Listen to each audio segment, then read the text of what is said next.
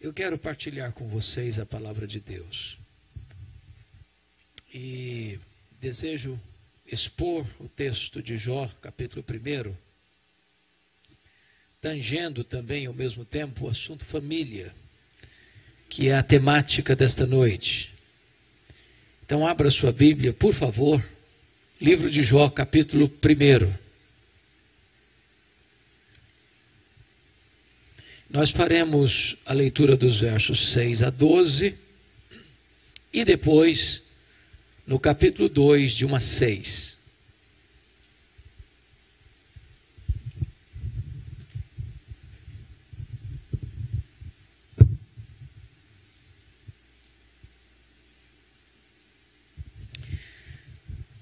Eu estou com a versão atualizada, não sei qual é a sua versão. Eu estou com a versão ARA. E vou fazer essa leitura então a partir do verso 6 do capítulo 1. Está escrito o seguinte: Num dia em que os filhos de Deus vieram apresentar-se perante o Senhor, veio também Satanás entre eles.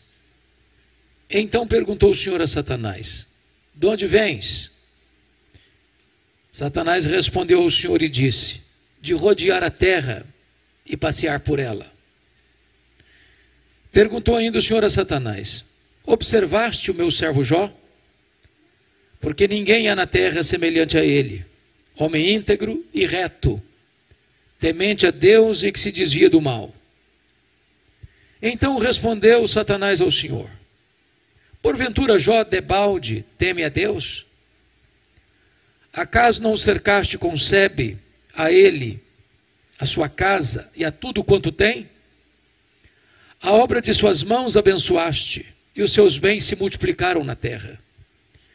Estende, porém, a tua mão e toca-lhe em tudo quanto tem, e verás se não blasfema contra ti na tua face.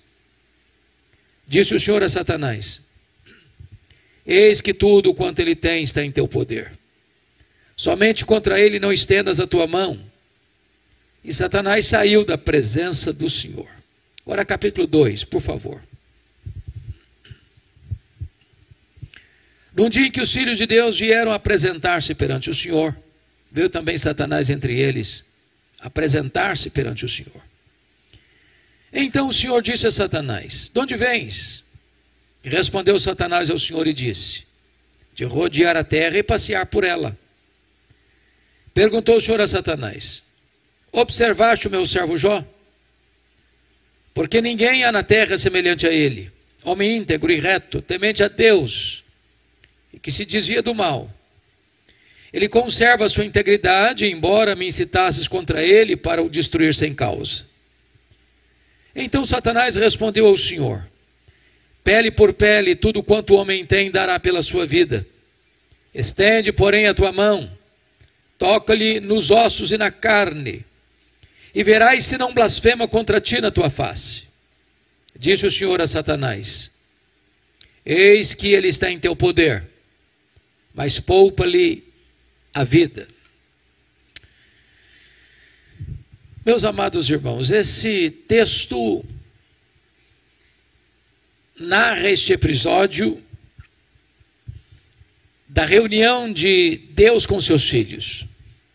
E eu quero crer que o contexto aqui é que são os anjos. E essa reunião acontece nas regiões celestes.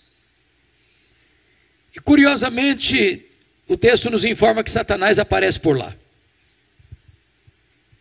E quem toma a iniciativa é Deus, perguntando para ele assim: De onde vens?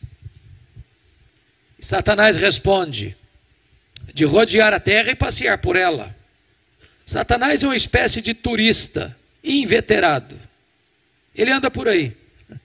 Ele está de olho, está antenado, está procurando uma brecha, está procurando alguém para devorar.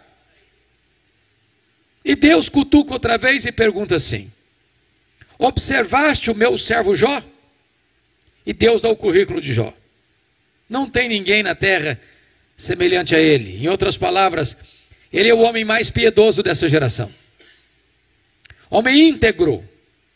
Íntegro é aquilo que você é com a porta do quarto trancada, com a luz apagada, sem ninguém observando. Homem reto. Reto é aquilo que você é em público. Todo mundo está vendo. Homem temente a Deus. Esse é o princípio da sabedoria. Homem que se desvia do mal. Deliberadamente santo. Bom, Satanás poderia ter respondido assim: bom, esse ainda eu não observei. Ando meio ocupado, tem outras agendas. Quem sabe um dia, talvez, eu ponha os olhos nele. Mas não foi a resposta de Satanás. Satanás respondeu assim: ah, também puderas. Também puderas. Desse jeito aí é muito fácil te adorar. Qualquer um te adora desse jeito. Tu tens abençoado a vida dele. Tu tens cercado a família dele com a grande muralha de proteção. Os bens desse homem prosperam na terra. Tudo que ele bota a mão vira dinheiro. Ah, desse jeito aí é muito fácil. Qualquer um te adora. E Satanás insinua aqui duas coisas. Primeira, ele insinua que Deus precisa subornar as pessoas com bênçãos para receber delas adoração. Ele insinua que ninguém adora Deus por quem Deus é, apenas por aquilo que Deus dá. Satanás insinua que o homem só adora Deus por aquilo que recebe de Deus. É uma troca, é uma barganha. E Satanás insinua mais. Ele insinua que Jó só adora Deus porque descobriu que religião dá lucro, que é um grande negócio, que adorar a Deus traz dividendos materiais. Mas se Deus tirar o que o próprio Deus dera para Jó, o Jó que agora adora vai blasfemar. A grande pergunta é que um homem tem. Um homem tem bens, um homem tem família. Satanás está insinuando e levantando aqui duas teses, é que ninguém ama mais a Deus do que o dinheiro, e que ninguém ama mais a Deus do que a família. Satanás diz para Deus: toca no que ele tem, e verás se não blasfema contra ti na tua face. Sem que Jó soubesse, Deus constitui Jó em seu advogado na terra e coloca nas mãos de Jó a defesa da sua reputação e diz para Satanás: pode tocar no que ele tem, só não podes tocar na sua vida. Em outras palavras, Satanás é um ser limitado e limitado por Deus. Ele só pode ir até onde Deus o permite ir e nem 1 centímetro a mais. O Deus que adoramos é quem manda no céu, é quem manda na terra e é quem manda no inferno. Com a permissão de Deus, Satanás sai dali para fazer um verdadeiro estrago na vida de Jó. Eu queria que vocês conferissem comigo. No capítulo 1, versículo 3, na parte final, está dito assim: de maneira que este homem era o maior de todos os do Oriente. Que significa que Jó era o homem mais rico do Oriente, que Jó era o homem mais rico da sua geração. Portanto, está posto aqui que não é pecado ser rico. Não é pecado ter riquezas. Não é pecado ter dinheiro. A riqueza é uma bênção. É Deus quem fortalece as nossas mãos para adquirirmos riquezas. Riquezas e glórias vêm de ti. A bênção do Senhor enriquece e com ela não tem desgosto. O problema não é ter o dinheiro. O problema é o dinheiro nos ter. O problema não é possuir dinheiro. O problema é ser possuído pelo dinheiro. O problema não é carregar dinheiro no bolso. É entronizar o dinheiro no coração. O problema não é a riqueza. É a riqueza sem Deus. O problema não é o dinheiro como servo. O problema é o dinheiro como patrão. É curioso que no versículo 3 está escrito que Jó era o homem mais rico. Mas no versículo 8 está escrito que Jó era o homem mais piedoso. Então é possível ser rico e o mais rico, e piedoso e o mais piedoso ao mesmo tempo. Agora notem, nos versos 15 a 17, nós somos informados que Satanás vai usar os sabeus, o fogo e os caldeus para levar Jó, o homem mais rico, ao colapso financeiro, à falência. E eu não sei o que você pensa sobre isso, mas quem sempre viveu na magrela, quando passa por um aperto, já está acostumado, aguenta. Mas quem vive no topo da pirâmide, quando perde tudo, a vida entra em colapso. Tem muita gente que dá um tiro na cabeça, por muito menos. A grande pergunta é: será que a tese de Satanás era verdadeira? Será que de fato ninguém ama mais a Deus do que o dinheiro? Será que Jó blasfemaria contra Deus? Será que Jó se insurgiria contra o doador? A resposta, irmãos, está no versículo 21. E o versículo 21 diz que quando Jó recebe a notícia que ele está quebrado, que ele está falido, que ele entrou num colapso financeiro, ele responde assim: nu saí do ventre da minha mãe, nu eu voltarei. Sabe o que ele está dizendo? Eu não trouxe nada para este mundo, eu não vou levar nada deste mundo, portanto o que eu ganhei entre o berço e a sepultura não é a razão da minha vida. Ele reprova a primeira tese de Satanás, e ele prova que ama mais a Deus do que ao dinheiro. Ele prova que ele adora a Deus, não por aquilo que Deus dá, mas por quem Deus é. Mas, confira comigo o verso 19, porque Jó agora recebe a mais trágica notícia da sua vida.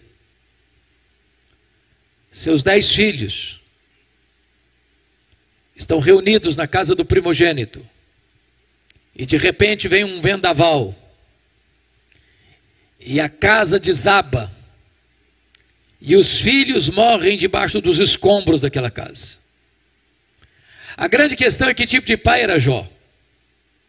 E quem é pai e mãe de mais de um filho aqui, sabem de uma coisa: os filhos não são naturalmente unidos, sobretudo quando tem dinheiro. Dinheiro não tem liga, dinheiro não tem amálgama, dinheiro separa, dinheiro divide. Mas Jó, conforme capítulo 1, versículo 5, vocês podem conferir, era um pai exemplar. Está escrito aí que Jó chamava os seus filhos, que Jó santificava os seus filhos, que Jó se levantava de madrugada e oferecia holocausto segundo o número de todos os seus filhos, que Jó dizia: talvez os meus filhos tenham pecado e blasfemado contra Deus em seu coração. E Jó fazia isso continuamente. Era um pai presente, era um pai intercessor, era um pai conselheiro, era um pai exemplar, era um pai de verdade. Mas não obstante isso, ele sofre o mais doloroso golpe da vida. Depois da falência, ele enfrenta a dor do luto. E eu fico imaginando, irmãos, porque Jó não é uma lenda, o livro de Jó não é uma metáfora. Jó era um personagem histórico, que viveu num momento histórico, num lugar histórico específico. O que acontece com um homem que leva todos os seus filhos ao mesmo tempo, no mesmo dia, para o cemitério? Como é que ele levanta de lá do luto? Como é que ele se ergue das cinzas? Como é que ele retoma a sua agenda? Como é que ele recomeça a sua história? Será que a tese de Satanás era verdadeira?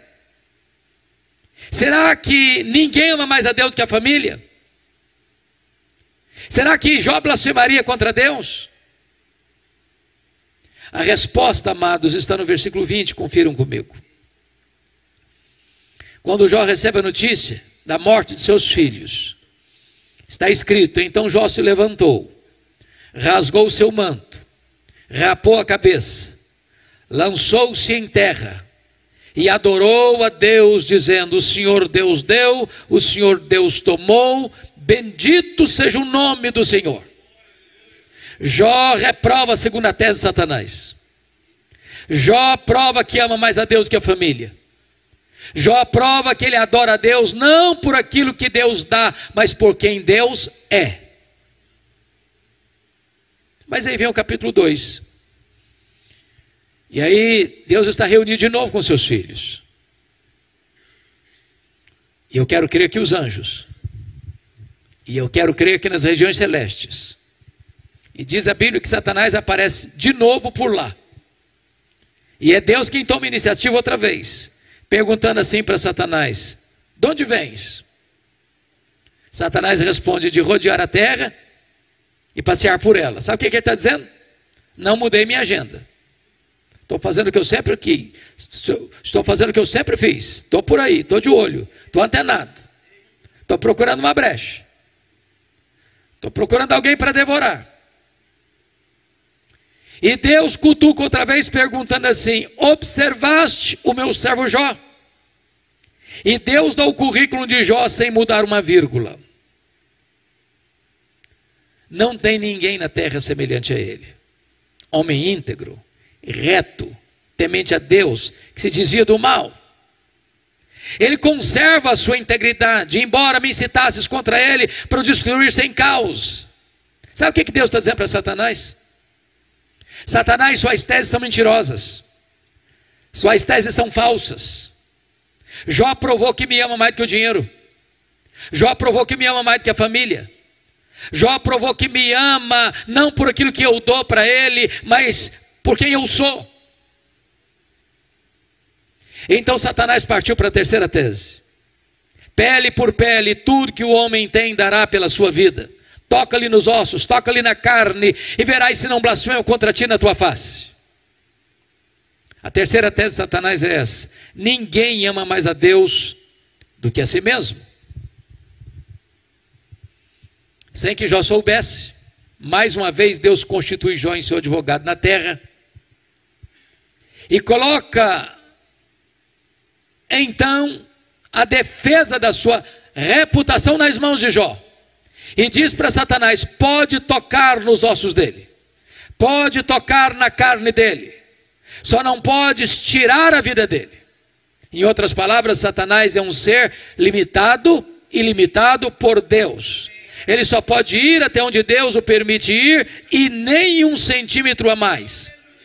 Nas palavras de Martinho Lutero, Satanás é um cachorro na coleira de Deus. Ele só pode ir até onde a coleira o permite ir, e nem 1 centímetro a mais. Com a permissão de Deus, Satanás sai dali, diz a Bíblia, vai colocar uma doença maligna em Jó, da planta dos pés ao alto da cabeça. E Jó vai tendo uma dor avassaladora, porque o seu corpo vai ficando completamente chagado, feridas se abrindo, sangrando, a pele necrosando. Ele precisa pegar um caco, talvez de telha, para raspar sua pele necrosada. Ele vai virando uma chaga viva, uma ferida aberta. Ele é uma carcaça humana. Ele não consegue comer, ele não consegue dormir, ele não tem alívio sequer de 1 minuto. Ele vai ficando magro, magérrimo, macérrimo, de couro furado pelas costelas em ponta. Seu corpo vai ficando mal cheiroso, bolhas vão se formando cheias de pus, e ele precisa morder nessas bolhas cheias de pus para tentar aliviar a sua dor. Ele fica encarquilhado, ele fica desfigurado, ele fica completamente um espectro humano, um aborto vivo. As pessoas passam e cospem, passam e sentem náuseas. As pessoas têm nojo dele, repulsa dele. Quando a sua mulher vê esse quadro horrível, ela se insurge contra Deus e diz para o seu marido: ainda conservas a tua integridade, Jó? Amaldiçoa a Deus e morre. E ele responde com firmeza hercúlea e pétrea: falas como uma louca. Tendo recebido o bem de Deus, não receberíamos também o mal? Está escrito no capítulo 2, versículo 10, que em tudo isso Jó não pecou contra Deus com seus lábios. Ele reprova a terceira tese de Satanás. Ele prova que ama mais a Deus do que a si mesmo. Ele prova que ele adora a Deus não por aquilo que Deus dá, mas por quem Deus é. Mas confira comigo o capítulo 2, versículo 11. Porque agora vem os amigos. O Elifaz, o Bildade e o Zofar. Eles combinaram ir juntamente condoer-se de Jó e consolá-lo. Olha o verso 12. Eles levantaram de longe os olhos, mas eles não reconheceram Jó.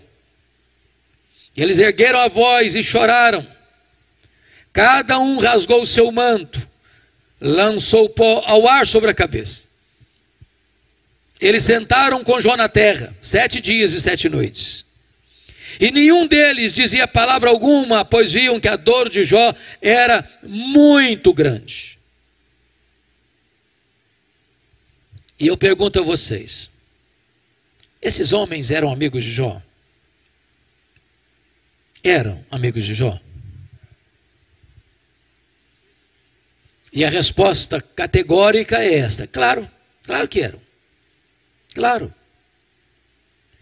Vocês já fizeram alguma visita assim para alguém? 7 dias, 7 noites, sentado no chão, na terra, sem falar nada, só chorando. Vocês já receberam alguma visita assim, nas horas mais difíceis da vida? Qual foi o problema desses homens? O problema desses homens era uma teologia ruim.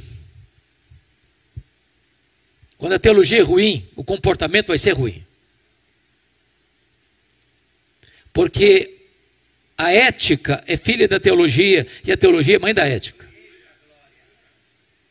O problema desses homens é que eles começaram a, entre aspas, fazer teologia, a cogitar, a especular, a desenvolver uma lógica cartesiana, a pensar em causa e efeito.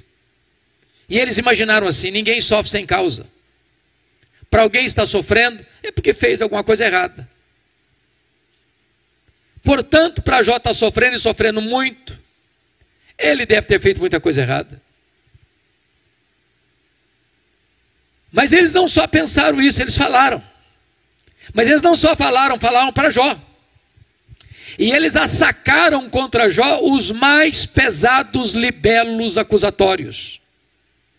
Eles chamaram Jó de adúltero. Eles chamaram Jó de ladrão. Eles chamaram Jó de louco. Eles agravaram a dor de Jó, dizendo que Deus matou os filhos dele porque ele era louco. Eles chamaram Jó de corrupto, porque disseram para Jó que Jó ficou rico porque roubou os órfãos e as viúvas. Eles massacraram Jó. Eles lançaram suas setas venenosas e cravaram essas setas em Jó. Eles passaram Jó debaixo de um rolo compressor, esmagaram Jó. O que é que Jó fez? O que você e eu faríamos? Jó se defendeu. Jó perguntou para Deus.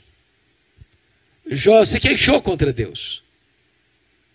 Jó lançou aos céus, irmãos, 16 perguntas. 16 perguntas. Por quê? Por quê? Por quê? Por que eu estou sofrendo? Por que a minha dor não cessa? Por que eu não morri no ventre da minha mãe? Por que eu não morri ao nascer? Por que os seios da minha mãe não estavam murchos de leite para morrer de fome? Por que o Senhor não me mata de uma vez? Jó levantou aos céus 34 queixas contra Deus. Ele espremeu não só o pus das suas feridas físicas, ele espremeu o pus das suas feridas emocionais. Mas sabe qual foi a resposta de Deus para ele? Das 16 perguntas e das 34 queixas, o silêncio sepulcral de Deus. Nenhuma palavra, nenhuma resposta, nenhuma explicação, nenhuma luz no fim do túnel, nenhum sinal do seu favor. E eu posso garantir a vocês que pior do que sofrer é sofrer sem explicação. O silêncio de Deus, muitas vezes, grita mais alto nos ouvidos da nossa alma que o barulho mais ruidoso das circunstâncias mais adversas. Se vocês estão compreendendo o meu raciocínio, Jó está sofrendo um golpe fatal nas 5 áreas mais importantes da vida. Primeiro, na vida financeira. Irmãos amados, qualquer de nós que sofrer golpes profundos nesta área, fica abalado. Fica abalado. Essa pandemia que atinge o mundo desde março do ano passado, é uma prova disso. Quantos comerciantes fecharam suas portas? Quantas lojas fecharam? Quantos restaurantes fecharam? Quantos hotéis entraram em parafuso, em crise? Quantas empresas de agência de viagem fecharam as portas? Quantos empresários quebraram?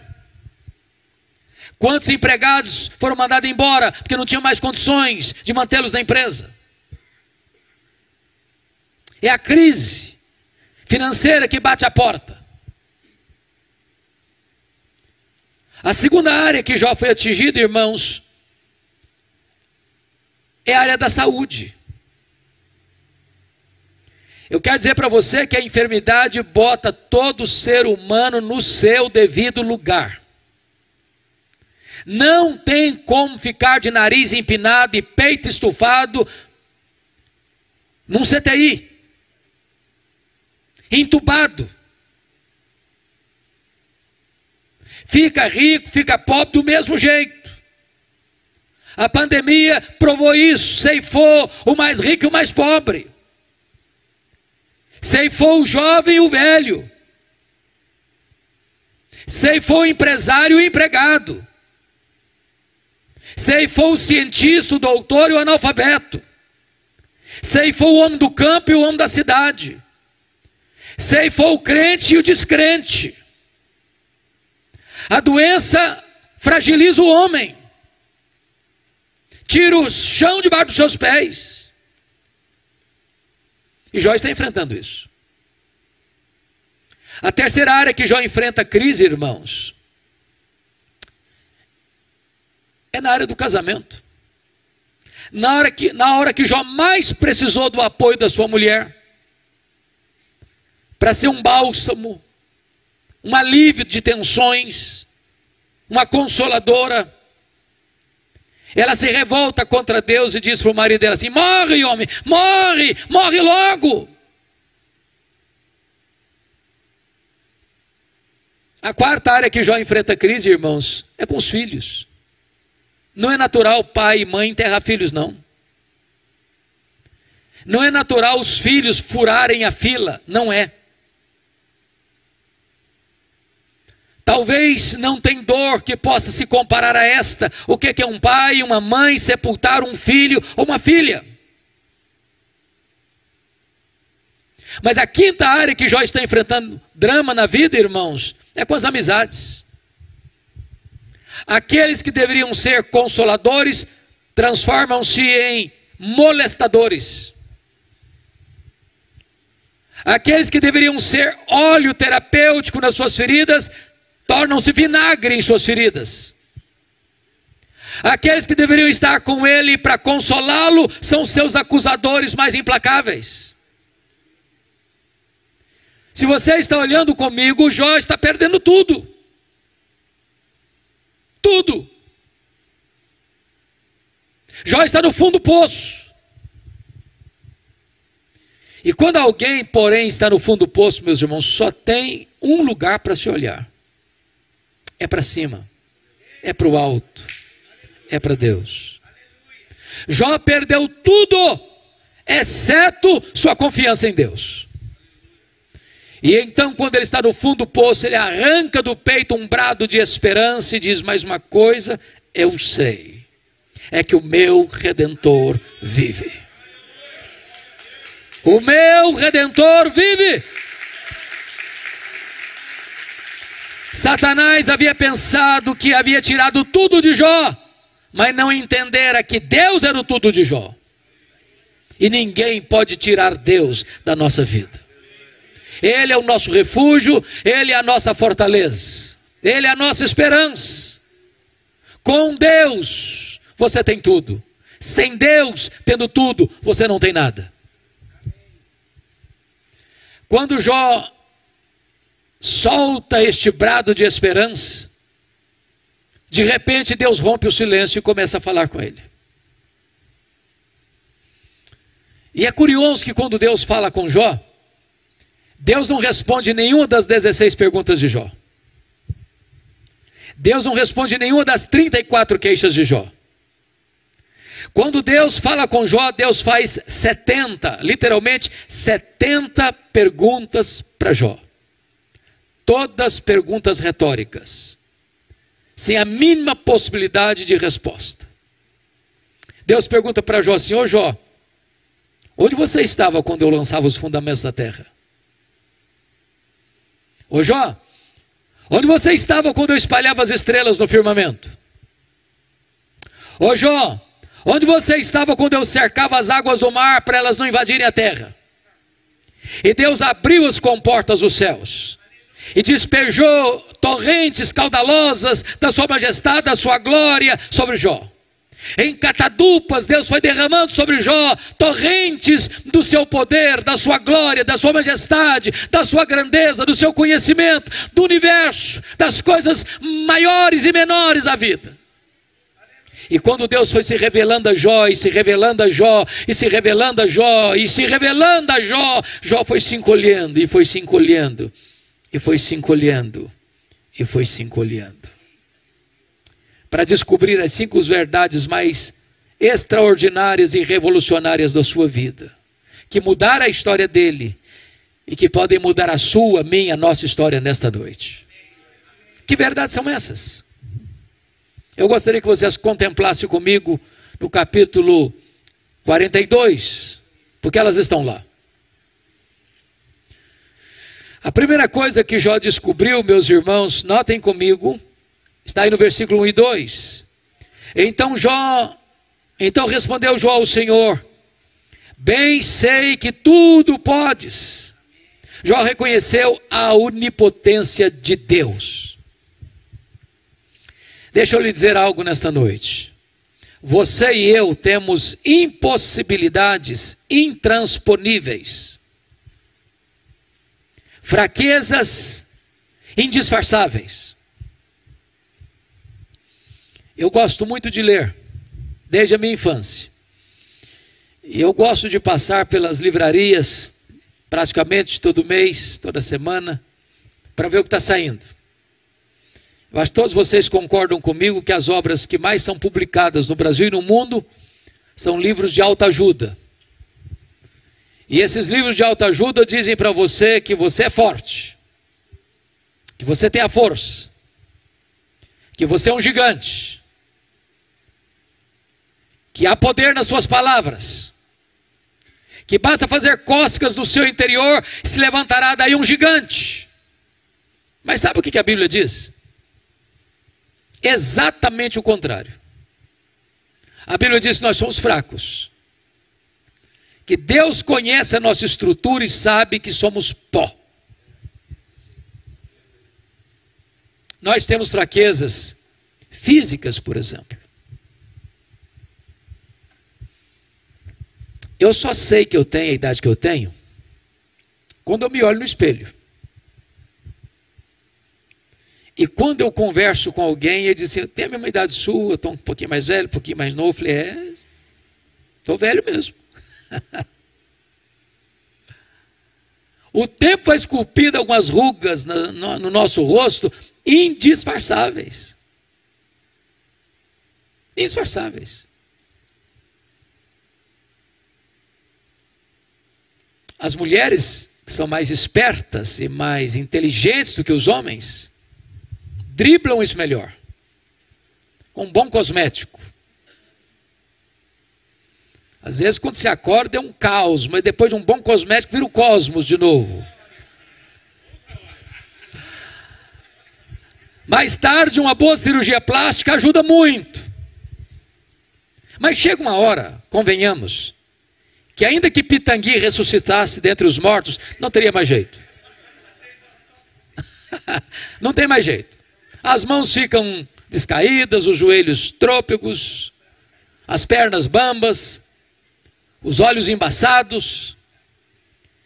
E dizem alguns entendidos que cada fio de cabelo branco que brota na sua cabeça é a morte chamando você para um duelo. Eu acho até um exército acampado ao meu redor. Temos fraquezas físicas.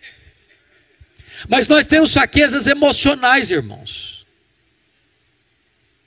A maioria de nós, se não todos nós, nas noites mais escuras da alma, já choramos e gememos. Dizer, meu Deus, eu não aguento mais. Há um nó na garganta, há uma dor no estômago, há uma angústia na alma. Parece que o inferno joga em cima de você todo o seu bafo quente. E você se sente oprimido, acuado, esmagado, por uma dor avassaladora. Sabe por quê? Nós temos fraquezas emocionais. Mas em terceiro lugar, nós temos fraquezas morais. Quantas vezes você e eu, chorando, dissemos para Deus, Deus, eu não quero mais cometer esse erro. Eu não quero mais reincidir nesse pecado. E daqui a pouquinho, você se flagra cometendo o mesmo erro. Não é porque faltou para você sinceridade, não. Faltou para você poder. Somos fracos. Mas em quarto lugar, nós temos fraquezas espirituais. Nós somos um ser ambíguo, contraditório, paradoxal. Diz a Bíblia que o bem que eu quero fazer eu não faço, o mal que eu não quero, esse eu faço. Somos fracos. Porém é maravilhoso você poder afirmar que o seu Deus tudo pode. Para Ele não há impossíveis. Para Ele não há vida irrecuperável. Para Ele não há casamento sem solução. Para Ele não há família sem restauração. Para Ele não há igreja sem reavivamento. Ele pode tudo quanto Ele quer. Ele tudo pode.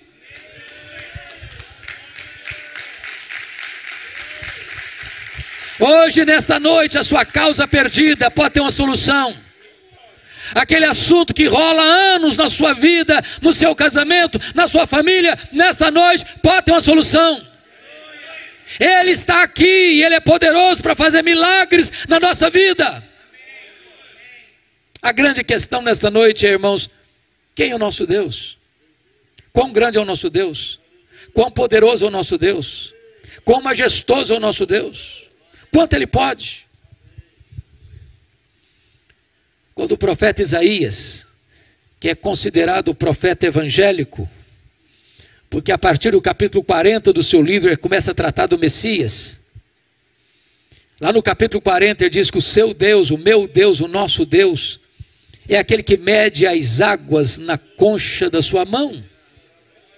E eu fico imaginando o Pacífico, o Atlântico, o Índico, o Mediterrâneo, os mares, os rios, as fontes.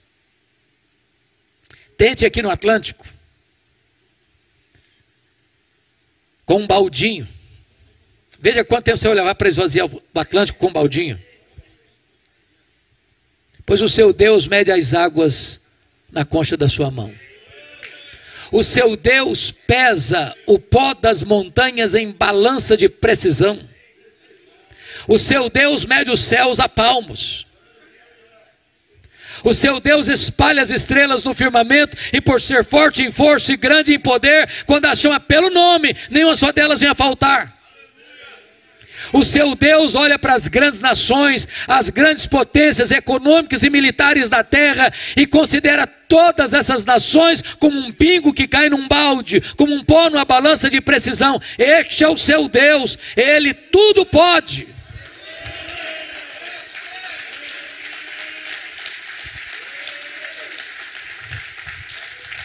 Agora pergunte para um astrônomo, por mais robusto que seja o seu conhecimento, qual é o tamanho desse universo que o seu Deus mediu a palmos? Pergunte.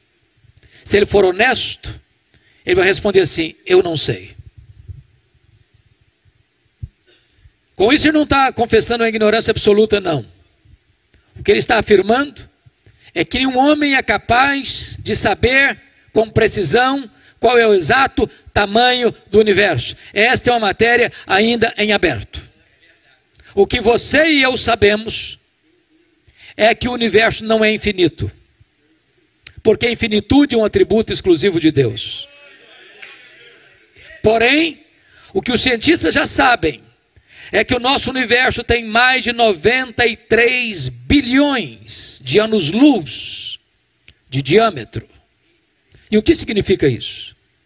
Significa que se você voasse à velocidade da luz, 300 mil quilômetros por segundo, nessa velocidade você demoraria mais de 93 bilhões de anos para ir de uma extremidade à outra do universo. Pois não há um centímetro desse universo onde o seu Deus não possa dizer: eu criei isso aqui, eu sou dono disso aqui, eu sou senhor disso aqui. Este é o seu Deus, Ele tudo pode. Pergunte a um astrônomo quantas estrelas existem. E a resposta dele é: eu não sei. O que eles sabem é que há mais estrelas no firmamento do que todos os grãos de areia de todas as praias e desertos do nosso planeta. Vá um dia aqui à praia, enche a concha da sua mão de areia, leve para uma tábua de vidro, como esse púlpito aqui, e tenha a paciência de contar quantos grãos de areia você consegue botar na concha da sua mão. Pois há mais estrelas no firmamento que todos os grãos de areia de todas as praias e desertos do nosso planeta. Mas o seu Deus não apenas criou todas elas. O seu Deus batizou cada uma delas pelo nome. E por ser forte em força e grande em poder, quando a chama pelo nome, nenhuma só delas vai faltar. Este é o seu Deus, Ele tudo pode.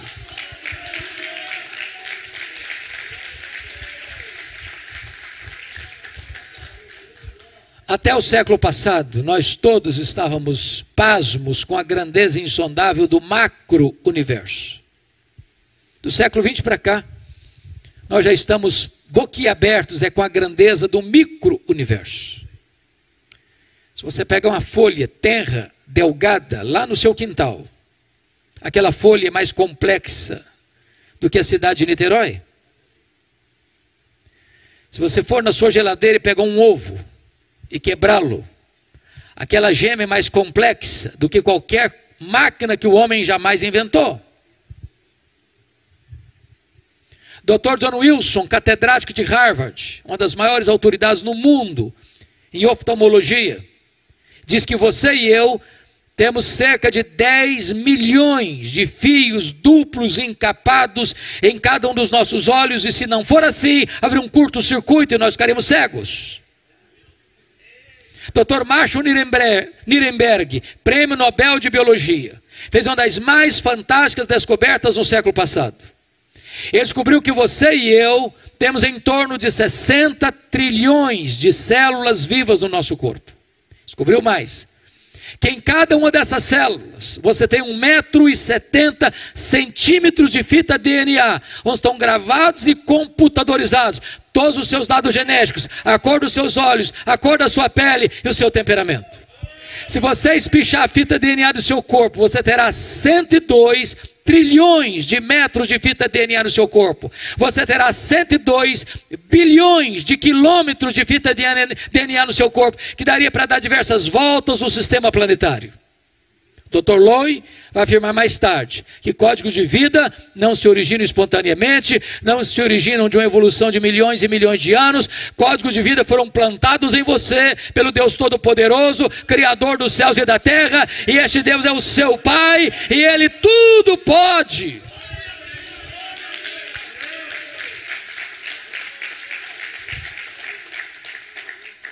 Me permita ilustrar isso de uma maneira mais simples. Um pai caminhava com seu filho pela rua, menino de 4 anos, e de repente o menino se volta para o pai e faz uma pergunta. Eu não sei se vocês concordam comigo, mas acho que toda criança fez um curso de pós-doutorado em perguntas difíceis. Não conheço ninguém que faça perguntas mais complicadas do que crianças. E o menino perguntou para o pai assim: papai, qual é o tamanho de Deus? O pai ficou em silêncio, porque não tinha uma resposta pronta para um menino de 4 anos. Continuou caminhando, pensando no que responder. Enquanto caminhavam, ele escuta os roncos de um avião supersônico, as suas turbinas nas alturas excelsas. E ele diz: filho, olha para cima. Está vendo aquele avião? Estou vendo, papai, estou vendo. Qual é o tamanho daquele avião, filho? O menino respondeu: pequeno, papai, muito pequeno. Está muito longe. O pai pegou o menino, levou no aeroporto. Tinha um jumbão de mais de 400 passageiros estacionado. O pai chegou bem perto e perguntou assim: está vendo esse avião, filho? Estou vendo, papai, estou vendo.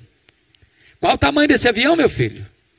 O menino respondeu: grande, esse é muito grande, papai. Aí o pai disse: filho, Deus é do mesmo jeito. Quando você está longe de Deus, meu filho, Deus parece pequeno para você. Aí os seus problemas ficam enormes. Mas quando você está pertinho de Deus, meu filho, Deus é grande para você. Aí os seus problemas ficam pequenos. Agora eu sei que tudo podes. A segunda coisa que mudou, irmãos, na história de Jó, está aí no versículo 2 ainda. Ele diz: e nenhum dos teus planos pode ser frustrado. Jó reconheceu a soberania dos propósitos divinos. Irmãos, não tem nada mais consolador, terapêutico para uma família do que entender isso. Saber que o seu Deus é soberano. Saber que o seu Deus não precisa fazer rascunho nos seus planos. Saber que o seu Deus não é pego de surpresa. Saber que o seu Deus não está esfregando as mãos lá no céu sem saber o que faz com a pandemia.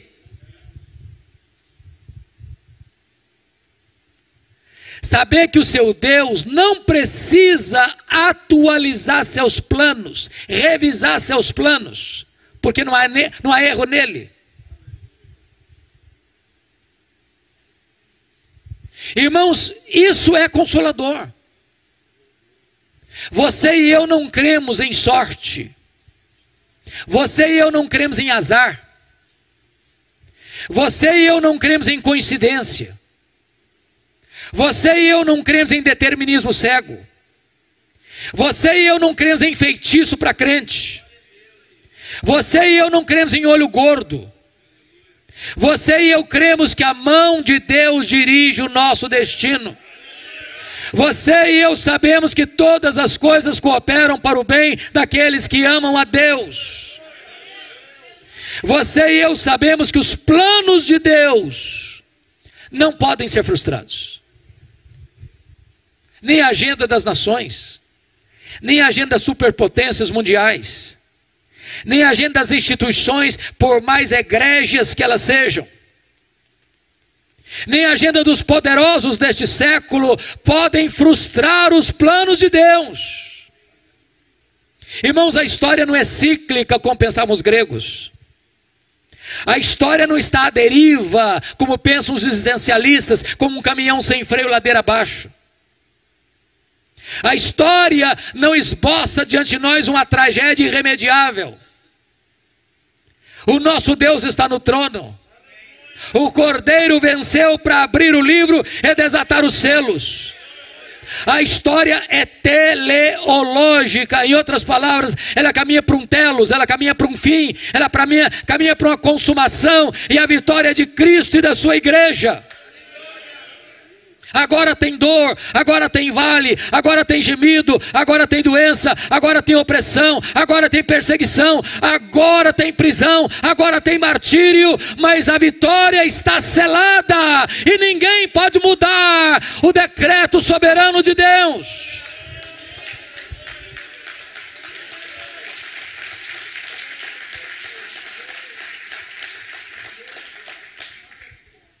Preste bem atenção nisso, irmãos. Se Deus permite você e eu passarmos por uma prova, entendamos isso. Deus não desperdiça sofrimento na vida de seus filhos.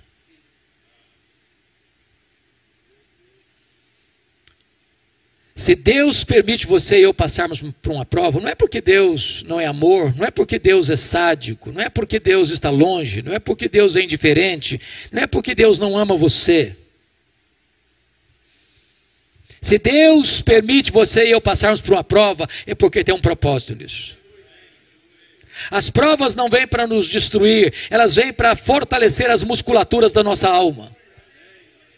Elas não vêm para nos colocar longe de Deus, elas vêm para nos colocar na dependência de Deus.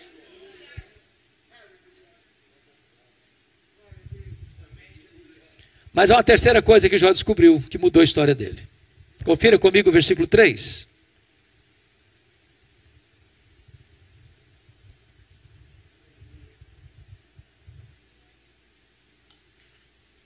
Na parte B, Jó diz assim: na verdade eu falei do que eu não entendia, coisas maravilhosas demais para mim, coisas que eu não conhecia. Jó reconhece a sua profunda limitação. Você só vai entender o que ele está dizendo aqui, e eu gostaria de sugerir a vocês: tira um sábado, tira um feriado, para dar uma lida no livro de Jó numa sentada só, Porque às vezes a gente pensa que Jó foi um estoico, que sentou num canto, trincou os dentes e aguentou calado. Foi isso que aconteceu, não. Ao longo do livro, Jó fez 3 coisas. Jó perguntou, Jó se defendeu e Jó se queixou. Quando a gente está muito sofrido, a gente fala, se queixa. A gente não vê o quadro geral. Você e eu não enxergamos na curva. Você e eu não enxergamos no escuro. Então a gente sofre, a gente chora, a gente grita, a gente geme, a gente se queixa. E Jó fez muito isso. Até o momento que Deus desperjou sobre ele torrentes do seu poder, da sua majestade, da sua glória, e mostrou quão grande ele era, quão poderoso ele era, como ele estava no controle de tudo. E na medida que Deus foi se revelando a Jó, ele botou a mão na boca e disse: meu Deus, quanta coisa eu falei sem saber. Aí eu aprendo uma lição. Quando você encontra uma pessoa que parece sabichona demais, sabe tudo demais, arrota muito conhecimento demais em cima de você, pode saber de uma coisa: essa pessoa sabe quase nada. Quase nada. Porque o sábio é aquele que sabe que quase nada sabe. Porque quanto mais você sabe que muito mais há por saber. O que você não sabe é muito maior do que o que você sabe.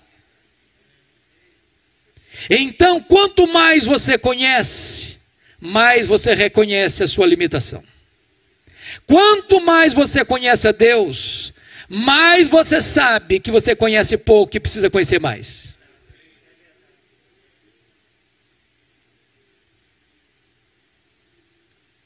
Aqui está um ponto que eu gostaria de enfatizar. Algumas pessoas têm uma espécie de necessidade de falar delas mesmas, se autopromover, se autoprojetar. Nós chamamos isso de vaidade, ou de arrogância, ou de altivez, ou de soberba. Agora preste bem atenção nisso.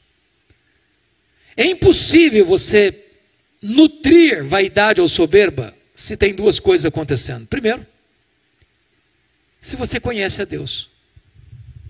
Eu pergunto a você, é possível estar na presença daquele que é santo, santo, santo, majestoso, e ter o nariz empinado? Até os serafins cobrem o rosto na presença dele. Ninguém pode conhecer a Deus e ser soberbo, ninguém. Segundo lugar, ninguém pode ter vaidade e soberba se conhece a si mesmo. Deixa eu perguntar a você, tem hora que você não fica escandalizado com você, não? Sou eu mesmo, senhor. Ah, não é possível. Um colega meu disse há poucos dias, se a minha mulher me conhecesse como Deus me conhece, ela não ficaria comigo uma semana.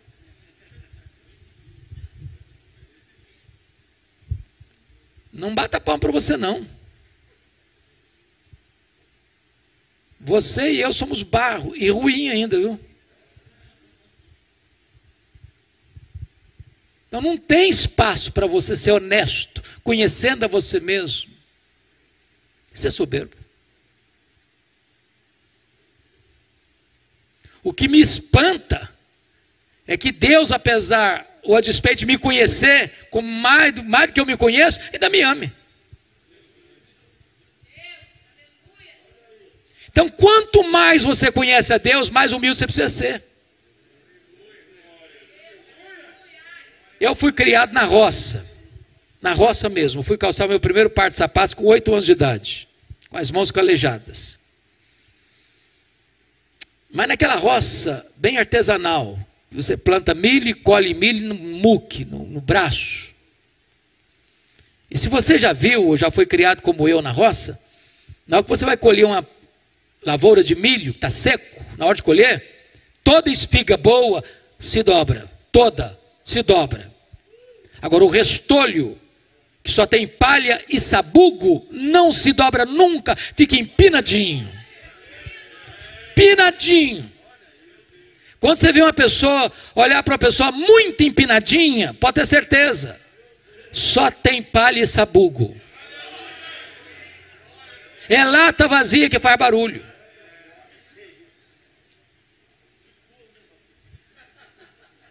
Então, amados irmãos, quando você conhece a Deus, a primeira coisa que Deus faz é golpear o seu orgulho e mostrar quão limitado você é.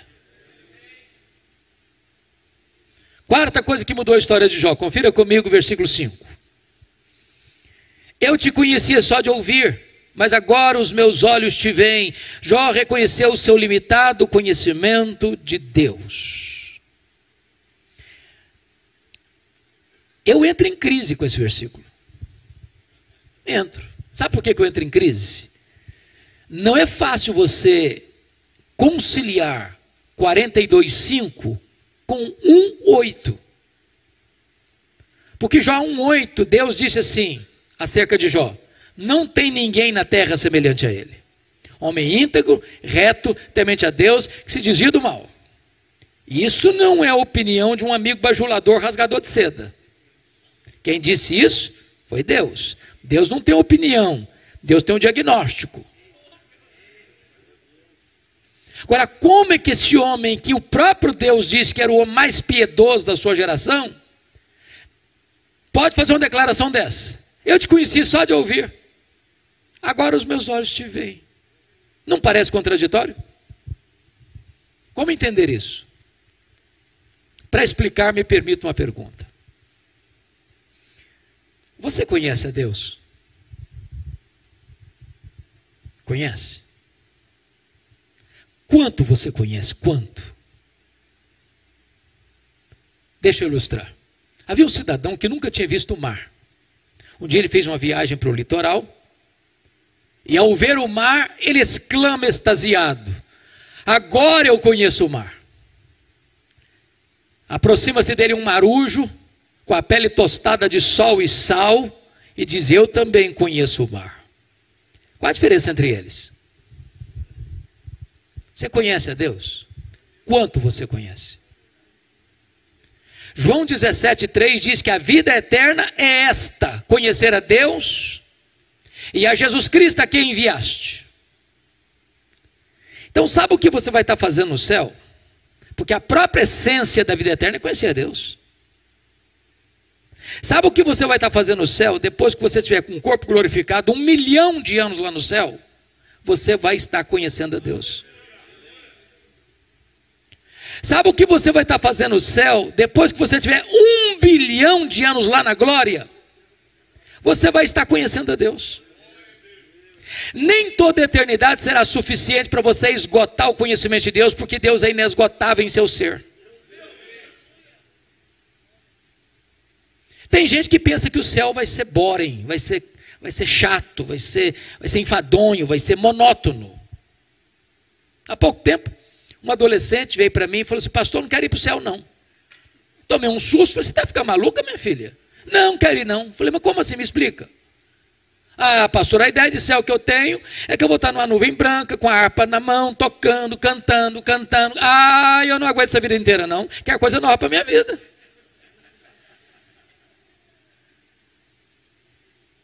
Deixa eu lhe dizer, o céu vai ser dinâmico. Você vai conhecer a Deus, você vai conhecer a Deus, você vai fluir a Deus, você vai glorificar a Deus, você vai servir a Deus, você vai amar a Deus, você vai desfrutar da glória de Deus, e jamais haverá um tempo na eternidade onde você possa dizer: agora conheço tudo, não tem mais nada para conhecer, agora vou botar a vida no piloto automático, vai virar rotina. Não! 1000 vezes não. Você vai conhecer a Deus, e conhecer a Deus, e conhecer a Deus, e amar a Deus, e glorificar a Deus, e fruir a Deus, e nunca você vai esgotar o conhecimento de Deus. Agora eu entendo Jó. Sabe o que ele está dizendo? Eu só estou arranhando a superfície, Senhor. Tem mais, tem muito mais, tem infinitamente mais.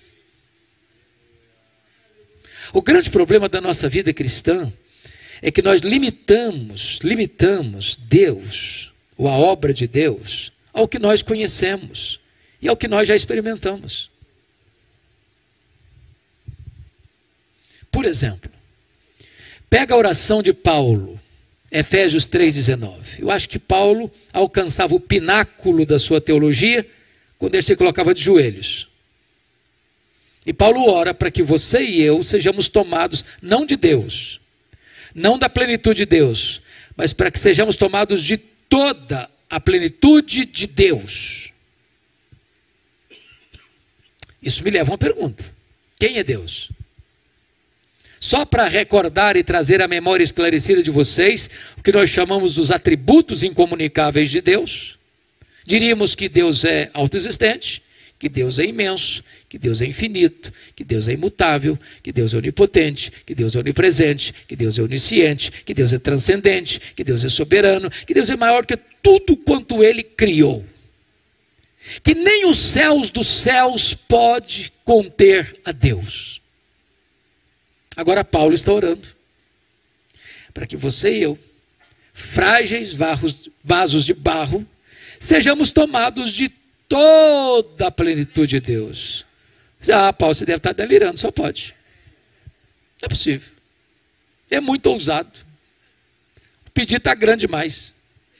Para que você e eu não incorramos nesse perigo, ele escreve no verso seguinte, Efésios 3:20: ora, aquele que é poderoso para fazer infinitamente mais do que tudo quanto pedimos ou pensamos, conforme o seu poder que opera em nós, a ele seja a glória na igreja, em Cristo Jesus, agora e eternamente. Amém. Porque a gente usa esse versículo, Deus é poderoso para fazer infinitamente mais, com as coisas muito comezinhas da vida. Deus é poderoso para curar só unha encravada do dedão do pé. É poderoso mesmo, a sua dor de barriga. Ok, é também poderoso. Mas Paulo usa essa expressão para o pedido mais ousado que já foi feito na história da igreja. O que ele está dizendo? É que não há limitação em Deus. Você vai conhecer a Deus, você vai conhecer a Deus, você vai conhecer a Deus, você vai receber o poder de Deus. Enquanto tiver vasilha vazia, o azeite vai jorrar. Enquanto você tiver disposição, você vai conhecer e conhecer e conhecer. Mas a quinta coisa que mudou a história de Jó, irmãos, está no versículo 6, confira comigo. Por isso eu me abomino e eu me arrependo no pó e na cinza. Jó reconhece a enormidade do seu pecado. E eu entro em crise de novo com o versículo. Porque não combina com o que Deus falou dele. Não combina. Como é que o homem mais piedoso vai fazer uma confissão dessa? Essa confissão fica bem na boca de um assassino, de um ladrão, de um corrupto. Mas na boca do homem mais piedoso? Como é que você entende isso? Me permita explicar, amados. As pessoas que mais confessam os seus pecados e choram por eles, não são as pessoas que mais pecam. São as pessoas que mais perto de Deus andam. Quem está longe de Deus nem reconhece os seus pecados. Quem está mergulhado nas trevas nem vê pecado. As pessoas cometem as maiores loucuras e sentem orgulho disso. Levantam suas bandeiras, fazem passeatas. Mas se você está na presença daquele que é santo, santo, santo, sua reação é a de Isaías: ai de mim, Senhor, eu estou perdido. A sua reação é a reação de Jó: Senhor, eu me abomino no pó e na cinza. A sua reação é a de Pedro: afasta-te de mim, Senhor, eu sou um pecador. A sua reação é de João: caí como morto aos seus pés.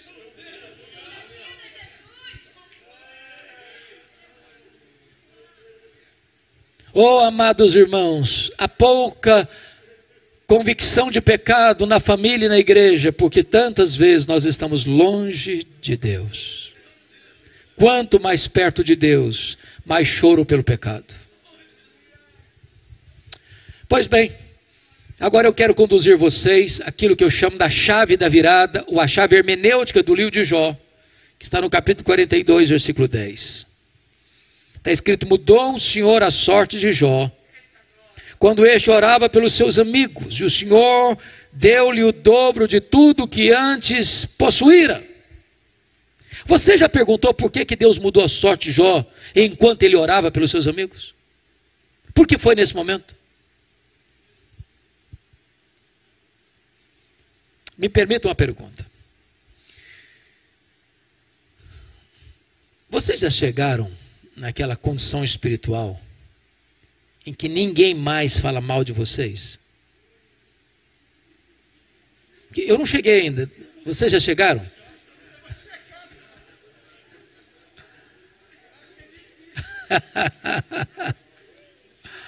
É impossível. Deixa eu fazer outra pergunta então. O que vocês acham que Jó sentiu quando seus amigos, de forma cruel, inverídica, disseram assim para ele: ô Jó, você é um ladrão. Ô Jó, você é um adúltero. Ô Jó, você roubou dos órfãos e das viúvas.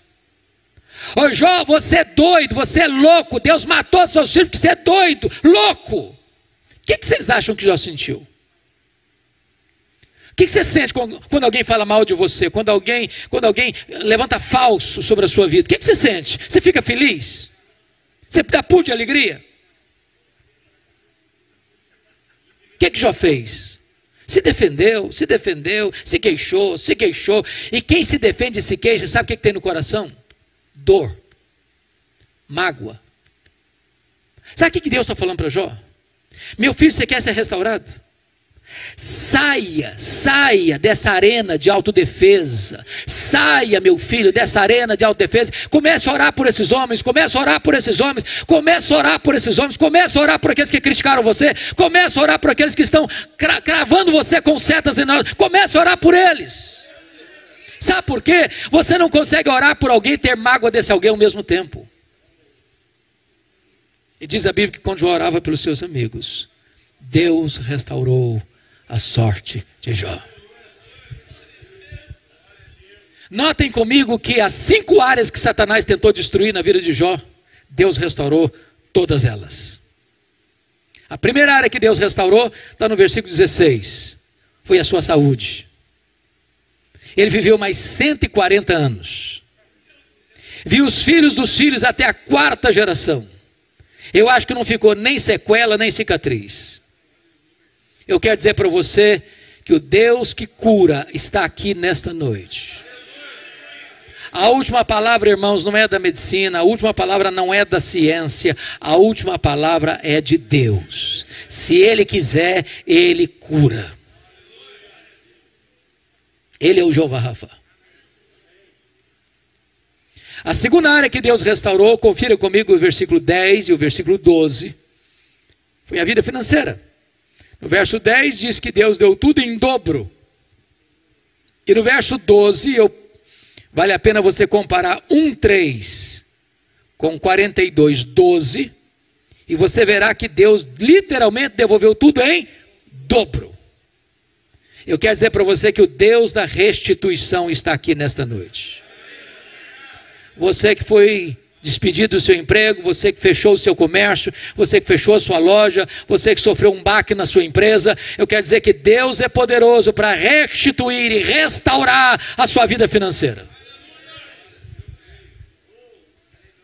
A terceira área que Deus restaurou foram os amigos, as amizades. Olha o versículo 8. Eu acho muito interessante isso aqui. Porque os amigos que acusaram Jó, agora Deus chega para eles e diz assim: olha, vocês vão ter que ir lá naquele homem que vocês criticaram. Para que aquele homem que vocês criticaram ore por vocês. Aquele homem que vocês criticaram é mais justo do que vocês. E eu vou ouvir a oração daquele homem, não a oração de vocês. Sabe o que Deus está fazendo com Jó aqui? Honrando Jó. Honrando Jó. Então eu vou falar uma frase aqui, se você esquecer tudo que eu falei até agora, mas lembrar da frase, já me dou por satisfeito. E a frase é esta: cuide bem da tua piedade, e Deus cuidará da tua reputação. Você não tem que se defender, você tem que andar com Deus. Porque quando você anda com Deus, Deus defende você. Quando você anda com Deus, as pessoas que criticaram você vão ter que voltar a você e mudar de opinião a seu respeito. Quarta área que Deus restaurou: o casamento. E é curioso que não há nenhuma palavra no texto sobre a restauração do casamento. Por que a Bíblia não informa que Jó casou com outra mulher? Pressupõe necessariamente que o casamento foi com a mesma. E aí eu fico intrigado. Fico intrigado com esse negócio aqui. Eu fico imaginando se o Jó fosse brasileiro. Quando ele estava numa magrela, a mulher olhou para ele e disse: morre, ó, morre logo. Agora o cara está no crista da onda, o mais rico de novo, duplamente o mais rico. O que vocês acham que ele falaria para ela se ele fosse brasileiro? Morre, mulher, morre logo. A fila andou, minha filha. A fila andou. Estou no outro agora.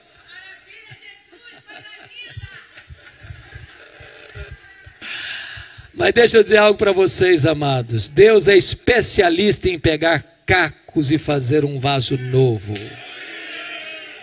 Deus é especialista em pegar um casamento quebrado, ferido, machucado e restaurá-lo. Deus é poderoso para tirar a mágoa, a dor, a revolta, a amargura, o ressentimento e colocar de volta perdão e amor. A solução para um casamento doente não é divórcio, é perdão e restauração.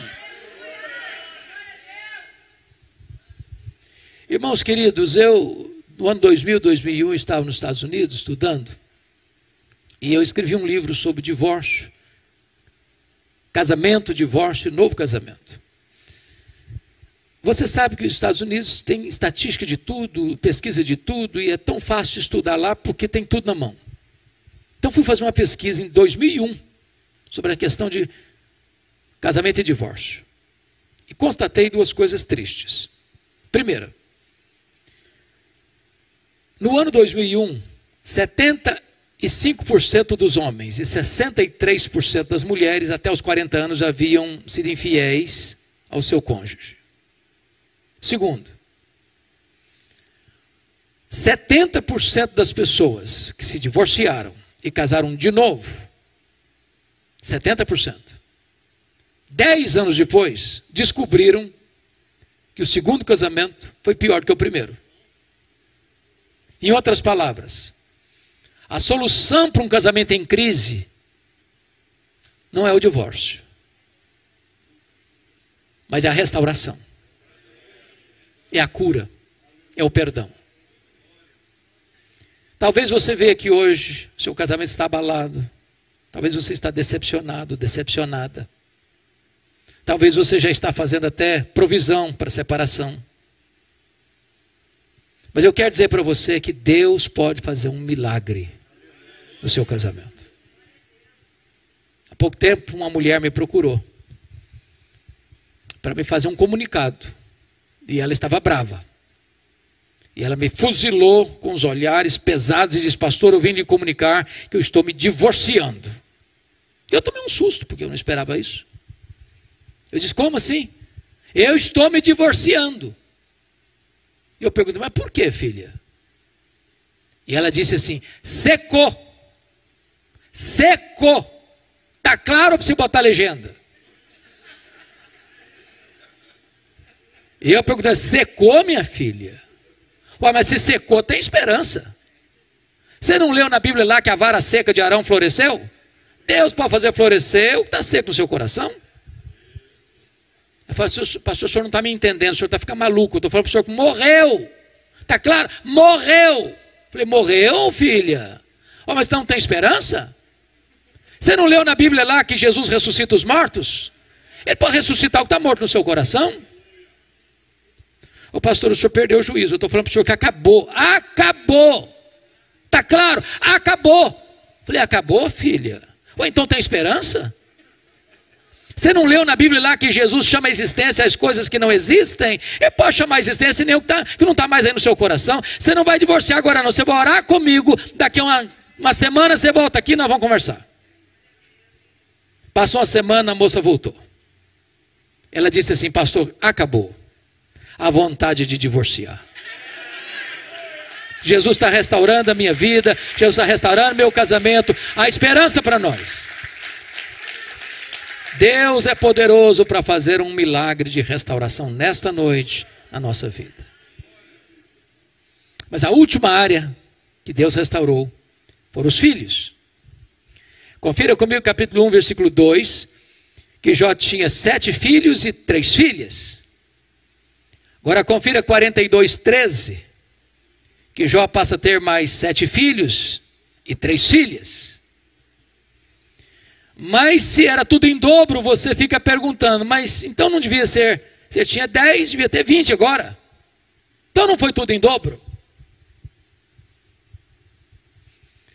Me permita, irmãos, dizer que muitas vezes você e eu usamos termos que não deveríamos usar na nossa vida. É muito comum nessa pandemia alguém dizer, perdi meu avô, perdi minha avó. Alguns mais doloridamente, perdi meu pai, perdi minha mãe, perdi meu irmão, perdi meu amigo, perdi meu filho, minha filha. Essa não é uma linguagem própria para um crente usar. Você perde alguém ou algo quando você não sabe onde está. Como aquele pai que voltava do cemitério depois de sepultar o seu filho único.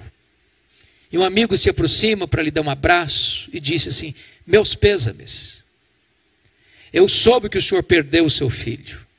E o pai chorando, mas consolado, disse, não, eu não perdi meu filho. Eu sei onde meu filho está. Eu sei com quem o meu filho está. O meu filho está no céu, o meu filho está com Jesus. Eu não perdi meu filho. João agora tem 10 filhos no céu. João agora tem 10 filhos na terra. Deus restaurou e restaurou completamente.